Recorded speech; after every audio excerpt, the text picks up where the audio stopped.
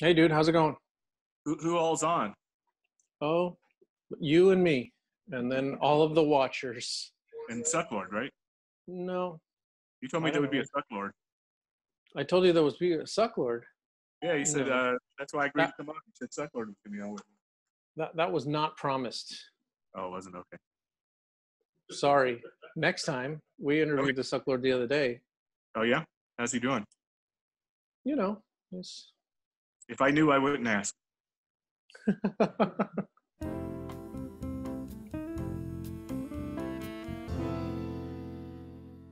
how's everything going? Oh, good. How are you? You know, this is a self. What do you call this? Self-imposed 43 hours over 5 days of being in a booth in the warehouse and Huh. being live for all those days. So it's been fun. It's been challenging. You know, some of the similar challenges of San Diego, but without having to deal with like the people and schlepping the stuff back and forth. But like So it's just physically, like, this is like the lazy man's Sandy, lazy man's Comic Con. yeah. If it's the lazy man's Comic Con, why do I feel so fucked every time I wake up in the morning? Maybe I don't. it's just that for the artists that don't have to do anything. Yeah, I don't know. So, have you done any other San Diego Comic Con activities, or is this it? No, we did a last guest panel. And how did that go? Oh, it was great. I was with Robert Williams and all my heroes, and I was not Nice. worthy, but they let me come anyway. I don't know. Um, I don't know. It's like a weird thing about life is that you have these heroic figures in your life, and then one day you're actually real, authentic friends with them, and it just never seems real because you'll be having a great conversation, then your mind will stop you for a second and go, that's fucking Robert Williams, man. It's like I know he knows me. I don't know if he likes me, but yeah, that was my next question. Does he like you? Because he doesn't seem to like very many people. uh, he kind of goes off on his tirade of, all your whole generation, you're dropping the ball on this, lowbrow pop surrealism thing. With the little, doing the little doe-eyed kids and stuff, and you're just like a bunch of sissies. And so Well, I last time mean, I actually not got to hang out with him, it was my birthday, and yeah, I kind of went off on him because it's like, you can call me a lot of things. I'm insane, I'm stupid, I mean, whatever, but I'm not a fucking sissy. I've committed over 1,000 felonies. I sling off buildings, while you sit in your living room and, paint titillating pictures. you know, I'm just saying, it's just like, that's not a, I don't mind being criticized, but, criticize me for something that's actually real, It's kind of like saying the guys that flew the plane into the World Trade Center were a bunch of cowards. It's like, yeah, that's not actually the definition of a coward. That could be a horrible asshole human being, but yeah, coward doesn't really fit there. I don't know. indeed. No, but yeah, he's great. And Um, he kind of raised the bar on everybody. So he kind of, he made a whole generation of artists better. So we got to think sure. of that. And yet, but the thing that you don't think about when you're a young artist and you're innovating a lot of stuff and you're kind of, paving the road, you don't realize a whole bunch of people are going to follow you down that road. And I think that might have tweaked him out a little bit because it's like, I think he kind of wanted that, but at the same time, that field got really crowded, and it Right. was hard to discern who was who or Well, I mean, not everyone can make a living like something. painting hot rods and stuff. Like, What's that? not everyone can make a living just painting hot rods and stuff. Like, Yeah. like Well, the interesting thing about that world is it rewards technical skills. And so if you can really do it, then you're going to find an audience. sure, but he kind of But has a what's dis. interesting for me is, yeah, sorry. No, but like once I had that movie, and it's like 12 years ago, and we went all over the country to promote the movie. So every town I went into, I would say, do you have a pop surrealist or a lowbrow gallery? And they're like, wow, we actually do. And they would take me to the gallery, and there would be a Coop ripoff artist, and there would be a Mark Ryden ripoff artist, and there would be a Camille Rose Garcia knockoff artist. So they had all these artists, but they couldn't get the real ones. So they had like a lame fake version of them. So somebody in that town was, scrapping a living out of being a fake Mark Ryden, you Right. know, or a fake me, which is kind of like, I don't know. It was kind of cute, I suppose. Yeah. Who are the fake yous? Well, they do kind of social parody, and here's Ronald McDonald, and he's got a machine gun, and like I don't understand what that means. I mean, not that it's some genius thing to make him fat, but Yeah. they some kind of state. I don't know. But then doesn't Robert Williams like have a distaste for Mark Ryden, or do they get along? No, I think it's just something that happens, and it happens a lot in art history. That there's this guy that Mark Ryden who is obviously very talented, but his mindset when he was an illustrator, you get paid to be an illustrator. So why am I going to make a painting without a client? So I'm going to end up with a warehouse of my paintings, and not to get to go on vacation or something. But I think Robert badgered him until that he did kind of step up and make a painting, and then he actually got this fabulous painting career, and his price has got to be like $2 million. So you must thinking, it's like, why did I just throw gasoline on the competition's fire? I don't know. I mean, I don't But know what he all that. is it a zero-sum game? I mean, do you feel competition with other artists? Like if someone else does well, that means that the people are buying their work instead of yours. Is that real? Yeah, I'm sure it's real a little bit, but also like I came up like when I moved to New York, I was part of the East Village scene. So first there was like one gallery in East Village, and it was hard to get people to go there because there's have to step over a couple of fallen junkies to get into the gallery in the first place. But a lot of people realize, yeah, there's these storefronts for $400 or $200 or some insane rent. So a whole lot of artists started doing their own galleries there, and it hit a critical mass. So at some point there were enough galleries that some uptown lady would go, you know what, I'm gonna go see East Village, and if there was just the fun gallery, she probably wouldn't have done it. It would have been, you know what I mean? But at some point, Mm-hmm. it's like, well, if I don't like what's in the fun gallery, I can walk 2 doors down, 3 doors down, 4 doors down, and see a lot of stuff. So I think, creating a movement and you reach a kind of critical mass where it actually becomes a scene, then everybody benefits. But Hmm. I could be wrong, It just seems that way. So how did you get into toys? Like you were painting for quite a long time before toys were a thing. Um, Is that something you always wanted to do? I mean, was that always like a method of expression for you? Or is it just a means to an end? Like, well, there wasn't the toy scene, so like in the 90s, I was building sets and I was sculpting the figures to be in the paintings. mhm. And painting them. So I was already kind of making the toys, and then so when the toy thing came along, I kind of thought, well, if I could get these guys to make my toys, not only will I have toys and I'll be able to reach a larger audience, also I could have help making my sculptures, for the paintings. So that was kind of my impetus. But I actually had a very hard time breaking into the scene. I had a lot of meetings. Everybody, nobody, my stuff didn't register with people. It wasn't until like Lev had me do the Super Size Me character. And the way he looked at it is like, well, they just used it in a movie. So like now the whole country knows this character, Mhm. you know, so maybe Was that would be the best thing to make a toy out of. was that your first toy? Was it the Dark Horse Rabbit, or was Lev's? I wish life went like kind of kept a linear kind of projective, but I actually started three toys or 4 toys at the same time. So Ronnie Rabbit was started by Dave Pressler sculpted it, and then Dark Horse ended up putting it out, and then Mhm.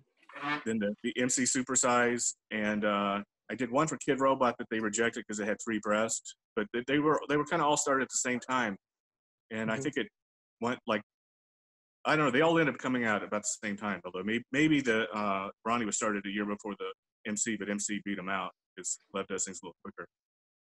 Got it.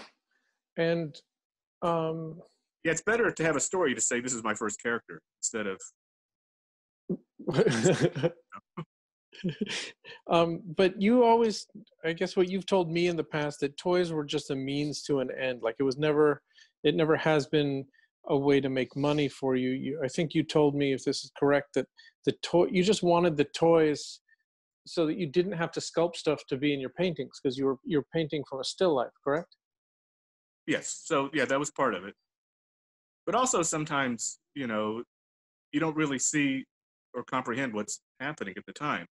So like even like right now I'm just in my studio for probably a year, and doing a lot of just experimenting and doing stuff and getting ready for the next batch of paintings. But my studio is really annoying because the faces the wrong way. So like in the afternoon, this stream of sun comes through and it's impossible to paint because you can't see anything. It's too glary. But then I realized I was doing all these sculptures and that it kind of lights up this part of the room. So I moved my sculpture table over to that part of the room, and it actually helps me see the undersides of the sculptures. And if you can see, like, I don't know if you can really see behind me, but I've been building these little mirror surfaces there, and then the sculptures go on top of them. And so everything's like in the upper half of the painting is upside down, and then it appears right side up in the reflection. So, but I mean, that weird light, first it was annoying, and then I realized that it was a great thing. It was helping me a lot to do something that I was having difficult. I had like mirrors and stuff, trying to figure out how to work on the underside because you can't flip it, it's still wet. So, I mean, and it was kind of like that with the toys. It's like this whole world opened up that, I didn't expect that. I've gotten to go all over the world, and, sometimes you sign toys for eight or 10 hours straight, but it's a lot of fun, and I never expected that to happen. I mean, you can't with a painting. Even like when I was my most prolific as a painter, I could knock out 3 shows a year, and it almost killed. Like some painters have a show every 5 years. I mean, it's a lot of work. It would be if you don't really understand the world of painting, maybe you understand the world of music. So how often does a musical artist put out an album? Generally it's about every 5 years. Sometimes some people can do them quicker, but it's about exactly the same amount of work. So I was killing myself to get 3 shows a year. So I only really had 3 days when I got to go out and have fun with the public. Mm-hmm. But once the toys happened, then I got to go out a lot more, and I became less of a hermit. Toys became like I mean, I don't know your if social life is hard for you, or if you have a good time at Comic-Con. But I had a great time, coming to Comic-Con and bringing my son, and I don't know. I mean, I couldn't see that being my life because I really need to make art. You're definitely not making art when you're there, but right. Hanging out with everybody is a real kick in the ass. Comic-Con's is always a mixed bag for me. I have these fantastic feelings about it that come from when I was an attendee in the 90s, and how it was just a gold mine. It was pre-eBay. Everyone would bring up their van, empty out their entire garage of all their cool stuff, and I would leave there, driving, I had a Toyota Celica, and I was driving like with, stuff up to my, driving back to LA with all this crazy stuff that I bought. And it was cheap, and the show was inexpensive to do, and the hotels were cheap, and it was just everything significant in the collectible world came through that room. So if you wanted a piece of art, that artist was there, and that piece of art was in the room. And now it's kind of like a corporate trade show. It's got, I was talking to artist Dan Goodsell the other day. It's like he's not doing the show anymore because the show is getting so expensive that he has to start investing more and more money in product in order to make, he's got to risk more in order to make more to pay the expense of being there. And, the smaller dealers are kind of getting pushed to the sides, and, the corporate booths are really dominating. And then, a lot of the younger kids who can actually figure out how to get tickets, because they're the ones that are, on 5 devices right when tickets go on sale and have time to do that. And then the older guys are, older collectors that actually have some money to drop, who could actually go there and make a great show for a lot of people. They can't get tickets. They can't get in that room, and they just might as well stay home and just avoid that. Why DKECON kind of rose from the ashes? Or DKECON's my favorite time of year. I mean, DKECON is the most chill. It's got wide aisles. The people that are in that room only care about art. They only care about, the aesthetics of what they're buying. There's no hype. No one's there for a free poster and to get Nicolas Cage's autograph. There's some Funko Pops there, but they're not there just to like buy their pop and put it on eBay and leave. Like the people, the clientele that shows up at DKECON individually each person is spending more money than, the cost to get in the room in San Diego, for you to fly in, get a hotel in the area, which are just crazy. DKECON's in the middle of Anaheim. There's hotels for miles, and if you can't afford it, you can just stay a half an hour out. Like you can find, what I'm saying? It's like San Diego has become oppressive Right. in that But you're right. way. It's a trade show for Hollywood. Yeah. And so, you know, we're always kind of riding on the coattails of that. You know, we hope that, you know, we do the show. I mean, based on this experience now, I mean, I could say that I don't ever need to do San Diego. We sold more in one day on Wednesday than we do any Comic Con of all days combined, right? Mm. And it's just we're still here and in the warehouse, and I have a refrigerator right over there. It's got some food in it. There's a bathroom over there, and my car's right outside. You know, and I don't have to, you know, deal with all those people. I can't ever see not doing it, because I think what we do for artists is take the work and put it out to people who haven't, you know, we're trying to expose new people to it. So that's kind of part of the job. But Mm. I don't know. We can talk about your exclusive that you made that we sold out of, I think, in 15 minutes. I think it was the first sellout we had.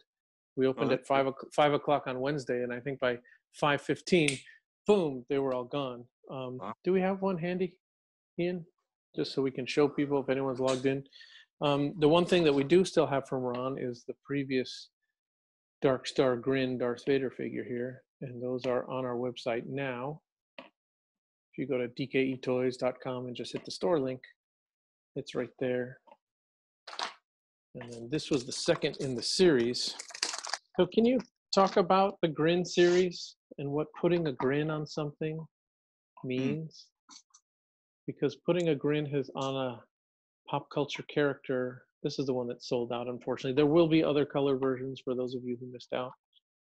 Other Well, I things think coming. that, you know, the first time I did the grin was it was just Charlie Brown grinning, and you could see a skull kind of inside of his head, like he was Mhm. grinning too much. And then, but it was actually just a human skull. And as with a lot of my stuff, it starts off super creepy, and then slowly I keep working on it until it kind of finds its magic spot where it feels good. You know what I mean?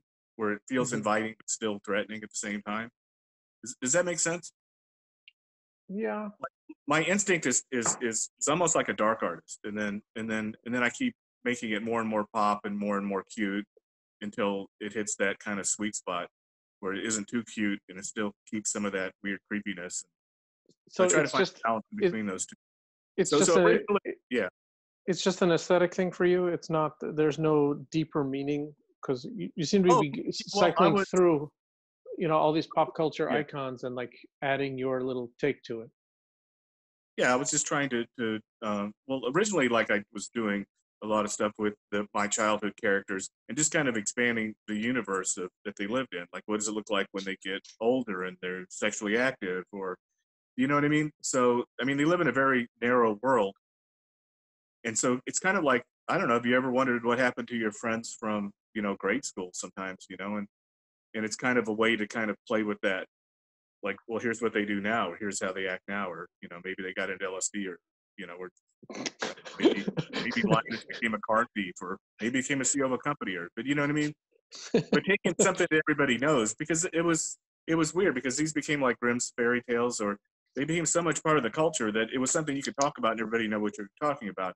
Now, okay, here's a weird little story.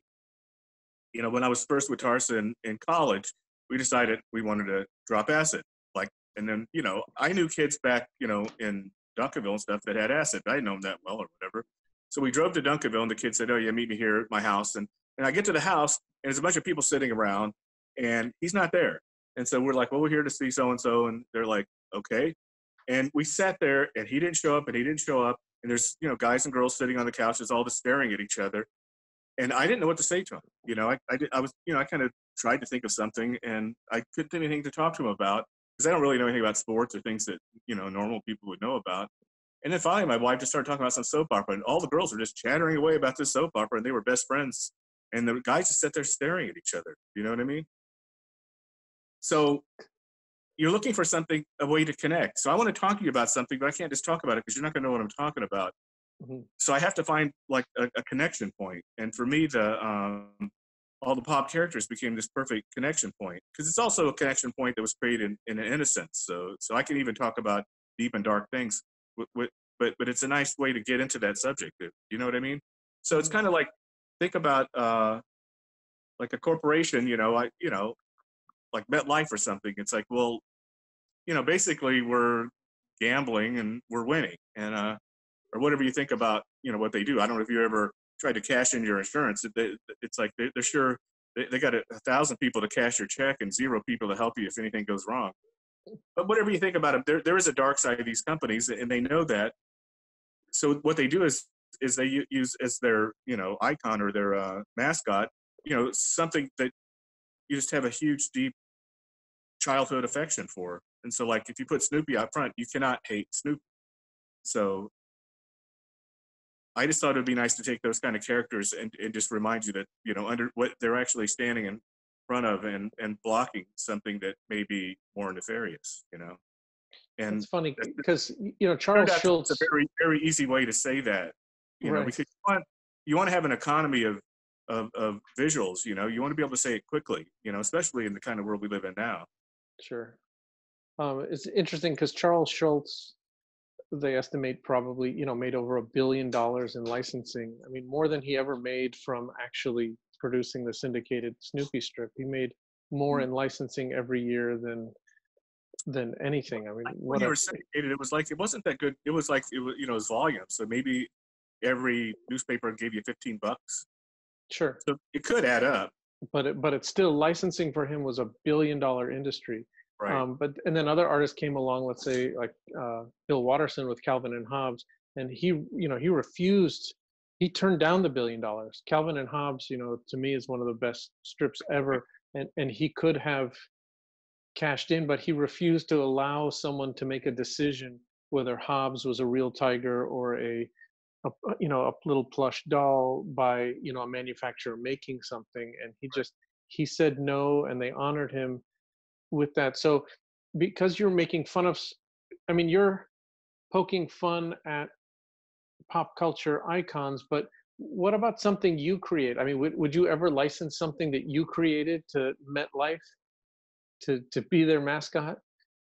Oh, I mean, I guess I've considered that possibility, and I guess we've actually worked very hard to do everything we can to retain all the rights and protect all the rights. So that I could see that happening, but I think it would have to be the right product, because you also feel like that you almost have a lifetime worth of a certain amount of credibility you've built up that could be ruined in 2 seconds by promoting Hummers or something. Or you know what I mean?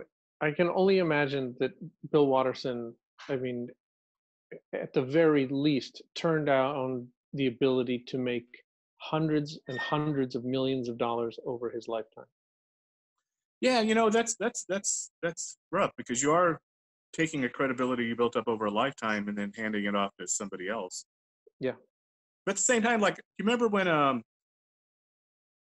Bill Gates, I think he tried to get REM. I think he was launching Windows 2 or 1 or whatever. I can't remember.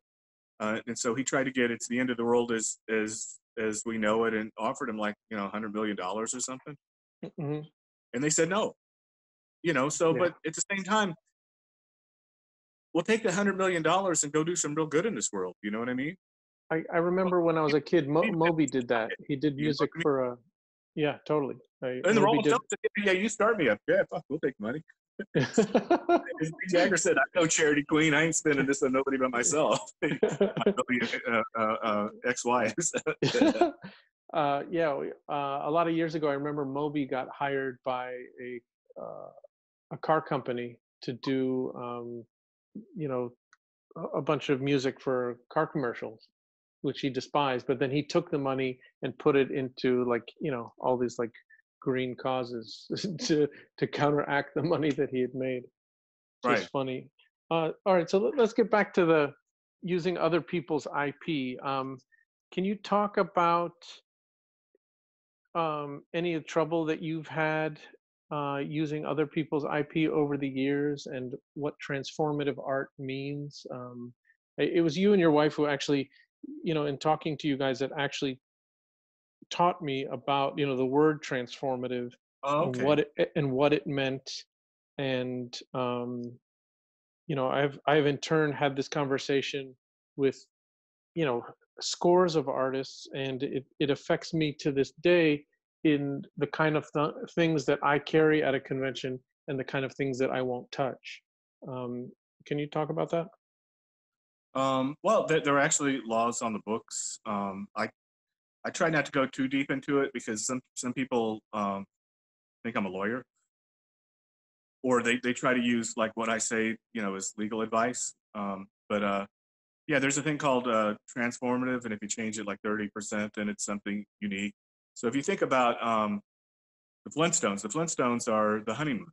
So the Hanna-Barbera guys, went to their creative team and said, we want to do the Honeymooners as a cartoon, except could you make them like cave people? But that's distanced itself enough from the original source that that they have something unique now. Hmm. So at that point, I guess it's more of a it's kind of informing the work more than than stealing, or I don't know. It's a hard one, but it's kind of like it when you see it, right? But the spirit of the law is, I have a warehouse full of T-shirts. They're blank. Nobody wants them. I can't sell them, and I keep paying the rent on the warehouse. And it's, what am I going to do? You know what? Everybody likes Mickey Mouse. So you know what? I'm just going to get a silk screen. I'm going to put Mickey Mouse on all those shirts, and they're going to sell out. And I'm going to get rid of my warehouse and get that, and make a bunch of money. And now I'm only putting Mickey Mouse on the shirt because I know people like Mickey Mouse. So I'm using an IP that they've developed over years and years, and through movies and cartoons have built up a relationship with the public with this, and I'm exploiting it for the purpose of moving these T-shirts. That's bad. But what is good is I am so disgusted with Disney, and I realize that they actually take more welfare from my government that I have to pay into than all the welfare mothers in the country together. Or I want to criticize them, and I want to bring attention to something that they're doing that I don't like, and then that's more like political speech, and in a way that's the most protected form of speech, and that's the reason you have free speech. You don't have free speech so I can put Mickey Mouse on a shirt and exploit your IP. We have free speech so I can actually criticize your IP or criticize your, whatever it is you're doing. But it's so if I'm putting it on for that reason, then it's actually a different thing. So basically, if I just put Mickey Mouse waving, looking cute, or something that they would do, then I can't do that. But if I put Mickey Mouse crucified, and then how do we, they wouldn't do that. And the thing is, just think about it. Would any reasonable person think, oh, Disney has this new T-shirt with Mickey Mouse crucified?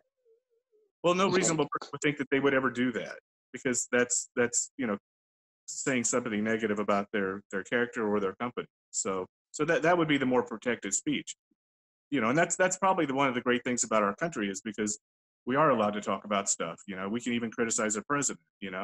And I don't know. I find it tough to be in societies where they don't have free speech. Because they will arbitrarily change stuff. Oh, so we made 100,000 of these things, and then the president just said, no, we can't. You can't make that imaging. So it's a very healthy thing. I think it's a very healthy thing in our society to have fair use. But you have to fight for it all the time. Like somebody will make a little video show and says, I'm going to break down like all your favorite songs, and I'm going to show you what they did that made them work. Like look, they did a counter melody here. Now you see how that livens the whole thing up, and watch, they drop that harmony right in there, and look, they just double the voice. Now you see how much better it sounds. And this is, I'm going to explain your favorite songs, and I'm going to explain why they work. And then a lot of the BMI will maybe just let it all go because it's fair use. You're actually helping them sell more records, because you're not playing the whole song. You're not allowing them to download the whole song. You're just you're teaching people about how they made this song and what makes this song greater, and that's fair use. But some people just won't let them do it. And it's the same in the art world. Like somebody will do a show and like, well, here's what Ron English does, and here's what Cause does, and here's what Rauschenberg does, and that's fair use. And none of these, Rauschenberg Foundation would not go after you. I would not go after you. But Cy Twombly, well, you say, okay, here's what he's doing here, and here's how he's building this language, and blah blah blah. Sued. it's, you can win because it's like, it is fair use, but do you really want to, just to make your little, cable show, do you really want to go through the hell that Cy Twombly Foundation would put you through, And I like to think that, that not being able to do all the scholarly work on a certain artist, will hopefully destroy their career in the long term. So that, because that's kind of an asshole move, that you can't, discuss our artists, or, use their images to discuss their work. It would be nice to see them kill the guy's career for that, because that's such an asshole move. You know what I mean? But some of them are just like machines, and they're machines run by machines, or they're machines run by, people that don't give a fuck or care about art. They only care about money. Sure. So is putting a grin on a on a pop culture icon, is that political? Oh yeah, Is yeah. is always political? I don't know. The Grin thing is kind of became its own phenomenon. So I think it's kind of got ahead of what I can even comprehend it is at this point. It seems like So everybody now everybody, contacts us and says, can we do Fred Flintstone Grin, or what, like all these different companies want us to do the Grin treatment, because I assume it makes their IP more cool, but I don't know. It's well, I guess that ties into my earlier question about you know having one of your characters advertise MetLife. Like, is that okay? Like, if it's your idea and you put the Grin on someone else's IP, then it's your creation. But when they come and ask you, what was your response? Like, when they came and asked you to put your Grin on someone else's character? well, I think I must have said yes. I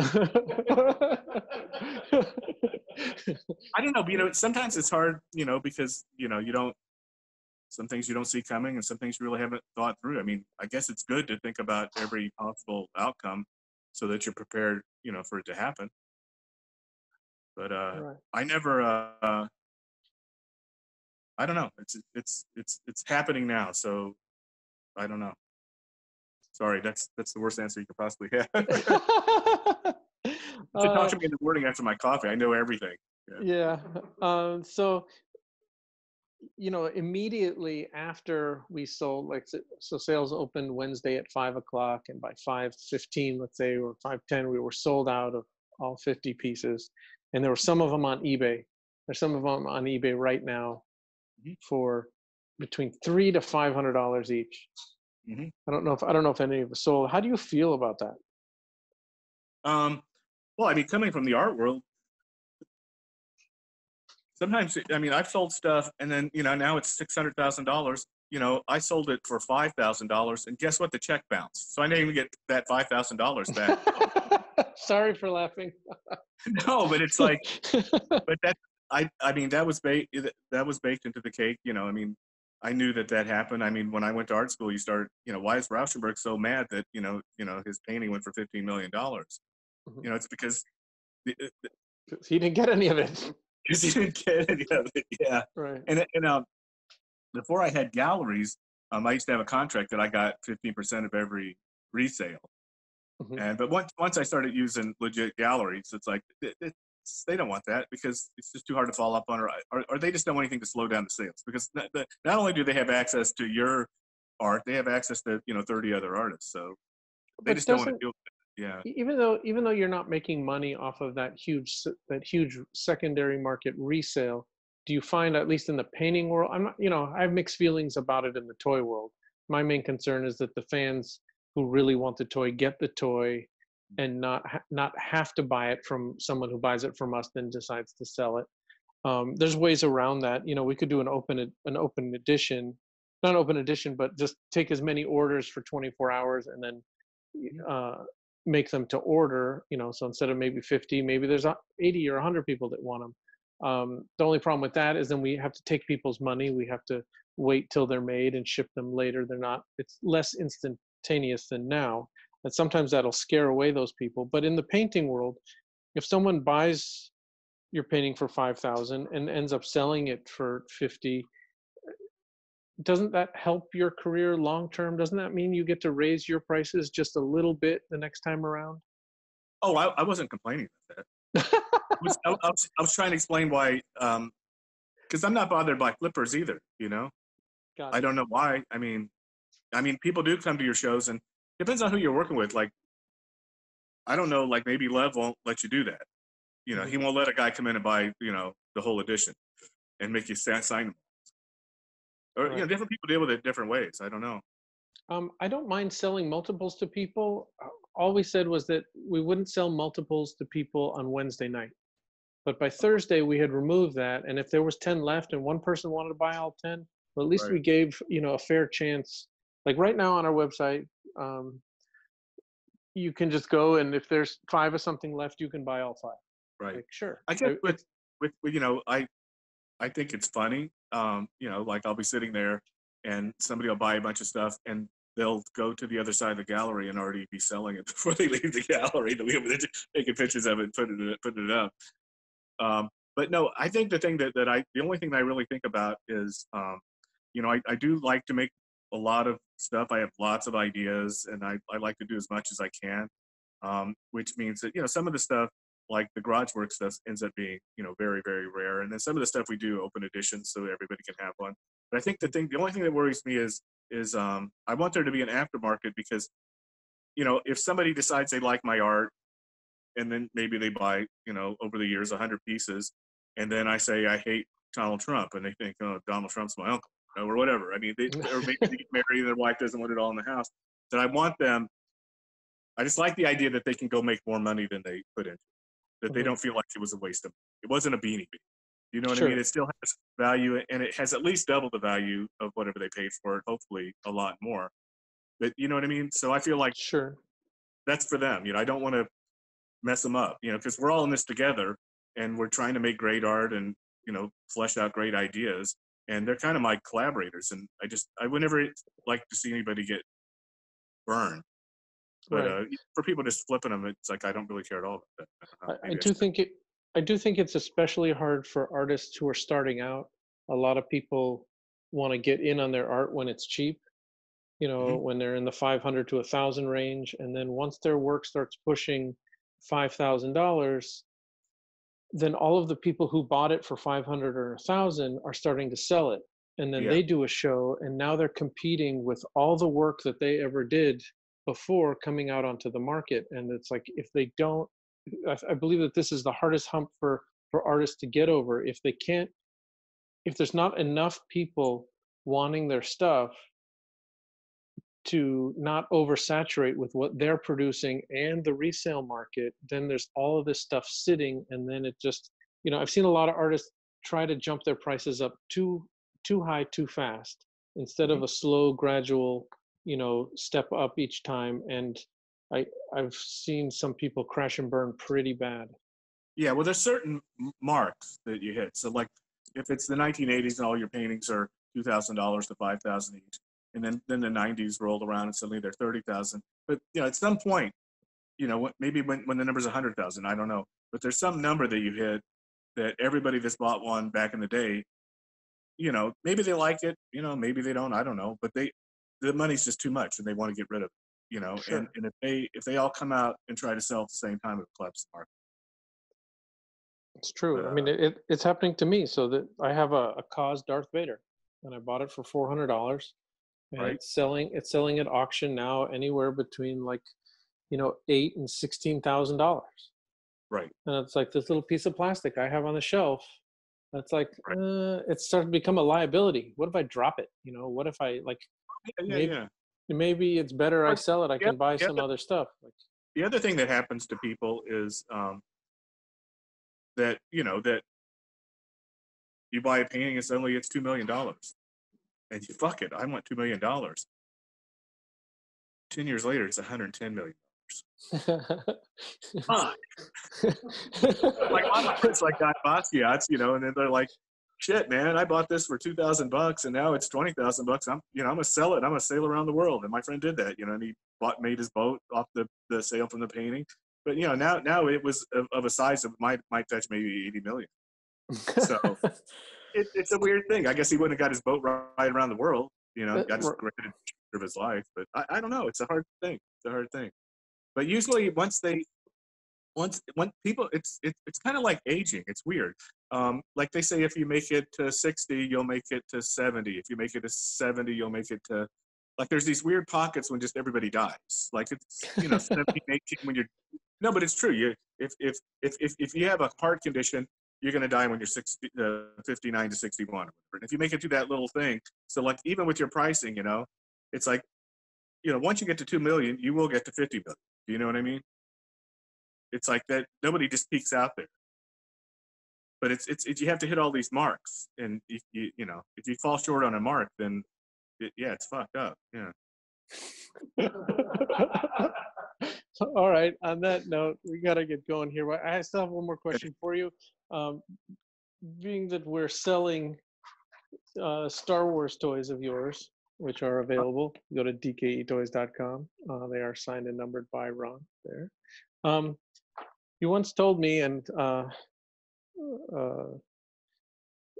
someone in the chat asked, because I believe I mentioned it before, and you told me that you had never seen Star Wars. Is that still correct? I went out and bought all the DVDs, and they're sitting right next to my TV, waiting for me to make this one. I should probably do it during the pandemic, right? But as my wife said, you've actually seen them. You've never sat down and watched them, but I guarantee you've seen every clip of every Star Wars. It's that big. So the answer is no. Okay, so if you have them all, I don't want to watch it because it drives Sucklord so crazy. Okay, well, I'm going to recommend. I need that in my life. I need Sucklord to be like pissed off at. Nice. No, I think just kidding. He's pissed off enough. I did see Jar Jar one on a plane, and God, that was a terrible movie. You saw which one? The one with Jar Jar. Oh yeah. Sorry. I didn't like it. No, Yeah. no one does. I mean, I guess some people do. But so if you have all the DVDs, I'm going to encourage you to skip 1, 2, and 3, and just watch 4, 5, and 6, and it gets a little corny by the end of 6, but those 3, in my opinion, I'm kind of a purist, that those are the originals, and those are kind of canon, and everything else to me is, I don't know, sort of like fan fiction to me. So okay. Oh, cool. Well, thank you. Enjoy that process, maybe. Yeah. Or continue pissing off the Sucklord. I don't know. Nah, yeah, that's what we're all here for. That's a lot of fun. All right, thanks, Ron. I really appreciate you taking the time. Thank you again.